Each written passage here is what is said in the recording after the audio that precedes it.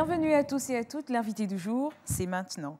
Aujourd'hui, nous avons l'honneur de recevoir une figure emblématique du monde littéraire gabonais, l'Orchidée Moulangui, agent littéraire, blogueuse passionnée. Elle a joué un rôle crucial dans la promotion de nombreux auteurs talentueux. Et pour ce numéro de l'invité du jour, elle vient nous parler d'une voix singulière, celle de Cheryl Itanda, poète et romancier gabonais vivant en France. C'est un artiste dont les mots résonnent avec une profondeur et une sensibilité rare. Ses œuvres explorent les thèmes de l'identité, de l'exil, de l'amour et de la mémoire avec une poésie qui nous transporte au cœur de l'âme humaine. Je n'en dis pas plus, découvrant son univers avec Madame Moulangui. Soyez la bienvenue sur ce plateau, Madame Moulangui. Merci, Madame. C'est un plaisir de vous recevoir. Le plaisir est partagé. Alors, vous êtes une figure influente de la scène littéraire gabonaise, agent littéraire, mais aussi blogueuse récompensée au Digi Women Awards, cet événement qui célèbre les femmes d'exception dans le monde, dans le domaine du numérique et de l'innovation. Comment décrirez-vous votre parcours et votre passion pour la littérature? Alors, merci beaucoup pour cette présentation. Alors, je dirais juste un mot sur mon parcours, un waouh.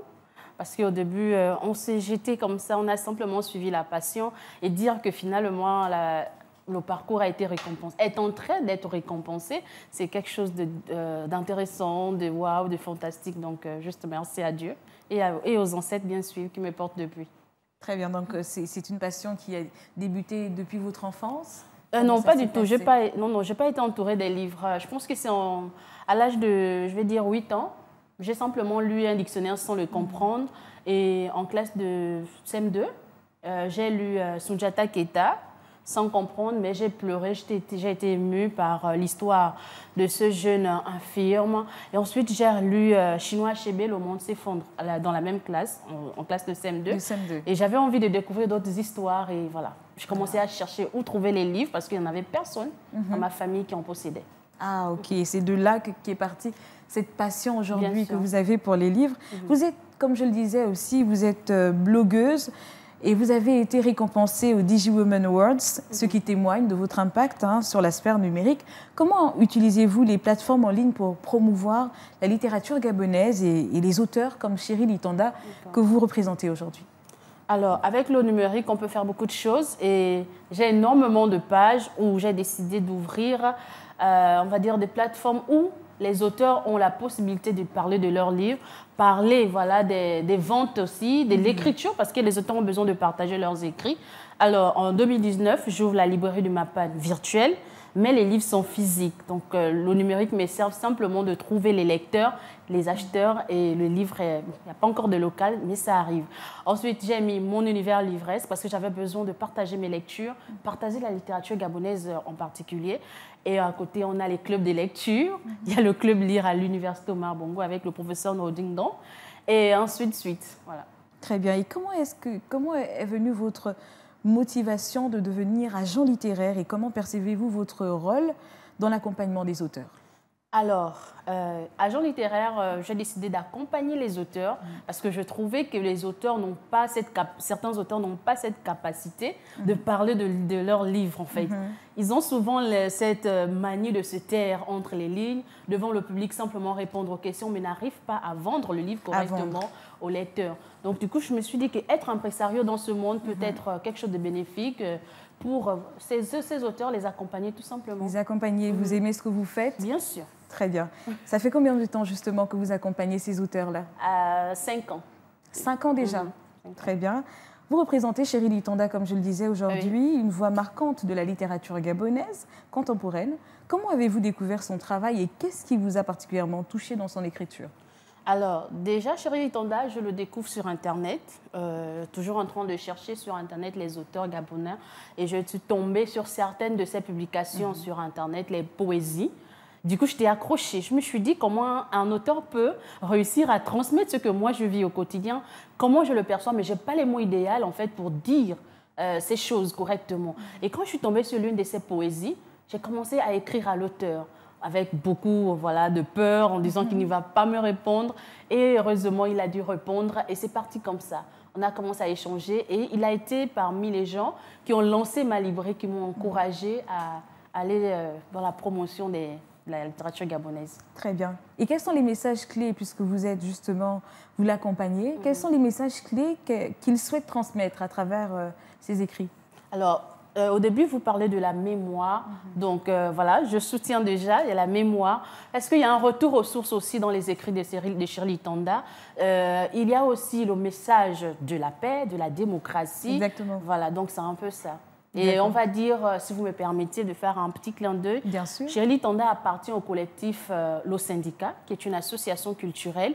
Et à l'intérieur, il y a ce mouvement qu'ils ont décidé d'appeler les poétudes, qui se sert en fait, on va dire, qui prend son appui à partir du mouvement de la pensée de Pierre Claver Akédengue, qui n'est rien d'autre que poète, le petit oiseau qui chante en fait pour son peuple. Donc Très du bien. coup, Shirley Tanda s'enracine voilà, dans l'écriture de Pierre Claver Akédengue. Waouh, très artistique, très poétique, je dirais. Mais Alors, c'est poétique, mais clairement. poétique, poétude avec W. Ah, ok. Comme poète. Mais c'est un peu un rappel, quelque part aussi, Bien sûr. à tout ce qui est poésie. Alors, Shirley Tanda a écrit plusieurs livres, hein, notamment SOS Motem, Enomo, L'oreille de l'exil, Au bord du fleuve et bien d'autres.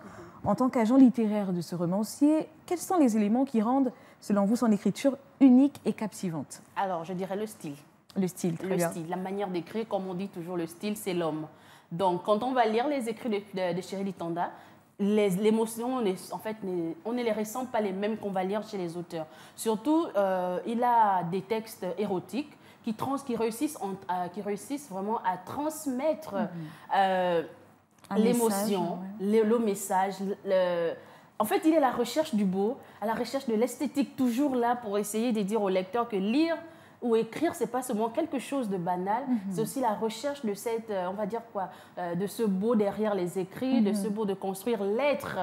On peut reconstruire la femme à travers les écrits. Donc moi, ça me passionne beaucoup. D'ailleurs, des livres que vous avez avec vous sur le plateau, j'ai pu apercevoir SOS Motem avec vous. Il y avait également L'oreille des exils, je ne sais pas si vous l'avez. L'oreille des exils, c'est oui, l'album. Justement, l'album, c'est un album. Très bien. Alors, est-ce que vous pouvez nous parler de l'un de ces romans ou de ces recueils de poésie qui vous a particulièrement marqué? D'accord, alors on va avec SOS Motem. Ah, parce que c'est SOS Motem. C'est l'un de mes préférés. Alors, SOS Motem, c'est un récit poétique. Très bien. Il revient sur les événements de 2016, cette période trouble qui a marqué notre pays. Et là, le poète, depuis sa fenêtre étant la diaspora, qui vit le cœur meurtri avec voilà, ce moment difficile, décide de mettre en place des jeunes, leur donner la parole. Et là, à côté, on a ce qu'il dit à l'intérieur, les petits dieux, ceux qui se croient être les maîtres du monde. Et là, Oyembo et ses amis décident, puisqu'ils sont au chômage, ils n'ont pas de travail, des diplômes pour rien, décident voilà, on va dire, de construire le pays dans les bistrots comme tout jeune, qui, voilà, de manière oisive, voilà. Et là, Oyembo, avec ses amis, vont simplement reconstruire le Gabon, mais de manière poétique. Malheureusement, ces événements, comme on l'a tous bien vécu, on va retrouver des jeunes décapités, permettez-moi, des jeunes blessés, des femmes qui ont perdu des enfants. Et là, Shirley Tanda revient sur cette période que je qualifie comme le tableau de Picasso, en fait. Très bien. Ouh là là, ça donne envie. Ça donne envie de le lire. Mais justement, en parlant de lecture, il est important aussi de nous situer en ce qui concerne les tarifs peut-être. À combien est-ce qu'on peut retrouver ce livre-là, par exemple? SOS Motem, il est disponible voilà, à la librairie du MAPAD au prix de 6 000. Au prix de 6 000 francs CFA.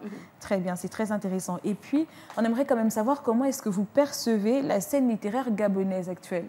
Question difficile.